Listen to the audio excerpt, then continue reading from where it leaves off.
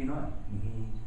He is so cautious on this, and the first words that we heard from him on this were very cautionary. We have to study it. We have to protect national security, privacy. All of a sudden things change.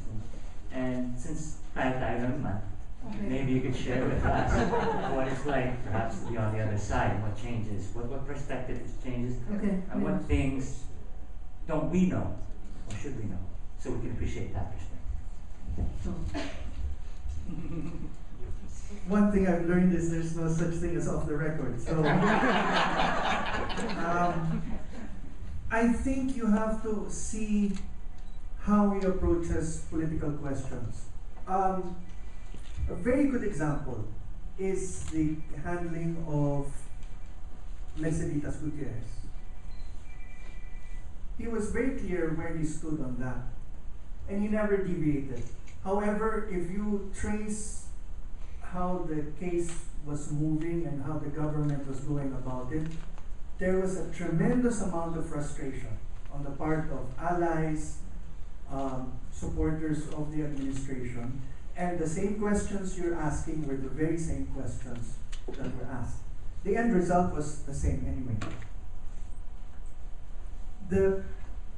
We were part of those who were, at times getting very frustrated with the president, asking him, shouldn't you say something? Isn't this the time to, rally the troops? And he was very explicit about the way. He is not a neophyte in politics. And I think it is safe to say that he is not about to have the political timing dictated by others, knowing full well that as president, one of your greatest strengths is precisely being able to determine the political timing of events. The more you are susceptible to the timing of others, even if they are allies, the less likely you are to get the outcome you desire. Why? He was giving an example in the case of Merceditas, where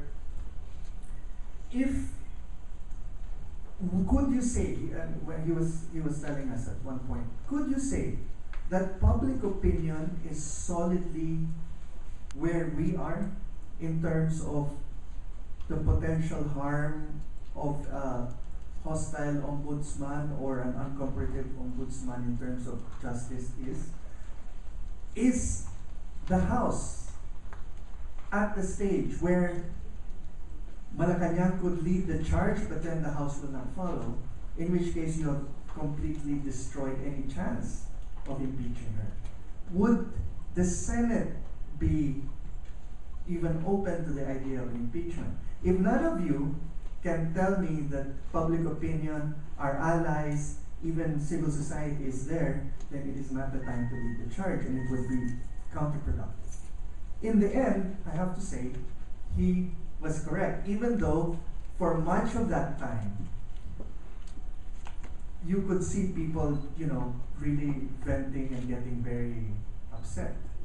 Now, you can agree or disagree with how he finessed it in that respect, but I would argue that in terms of the ultimate objective, it's there. You do know that when you're dealing with the government, for example, in terms of freedom of information, those of us who came from media would be for the immediate passage of a bill, while those with a national security and other background would be the last to give their approval.